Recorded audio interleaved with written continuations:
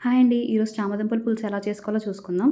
ముందు చామదుంపలు తీసుకొని నీట్‌గా క్లీన్ చేసుకొని దాన్ని బాయిల్ చేసుకోవాలండి. బాయిల్ చేసుకున్న తర్వాత ఒక పాన్ తీసుకొని ఆయిల్ వేసుకొని ఆ బాయిల్డ్ చామదుంపలు ఏవైతే ఉన్నావో వాటిని చిన్న ముక్కల కింద కట్ చేసుకొని ఫ్రై చేసుకోవాలండి. కొంచెం పసుపు వేసుకొని ఫ్రై చేసుకున్న తర్వాత దాన్ని సెపరేట్‌గా తీసుకొని పక్కన పెట్టుకొని సేమ్ అదే పాన్‌లో ఆయిల్ వేసుకొని ఆనియన్స్, చిల్లీస్ వేసుకొని ఫ్రై చేసుకోవాలండి.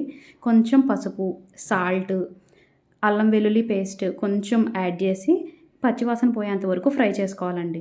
కరివేపాకు, టొమాటోస్ కూడా యాడ్ చేసి టొమాటోస్ మెత్తపడేంత వరకు ఫ్రై చేసుకోవాలండి. ఫ్రై చేసుకున్న తర్వాత మనం ముందుగా ఫ్రై చేసి పక్కన పెట్టుకున్న చామదుంపలు ఏవైతే ఉన్నాయో వాటిని యాడ్ చేసుకొని కొంచెం కారం, ధనియాలు, జీలకర్ర పౌడర్ వేసుకొని బాగా ఫ్రై చేసుకున్న తర్వాత ముందుగా నానబెట్టుకున్న చింతపండు రసాన్ని యాడ్ చేసుకోవాలండి.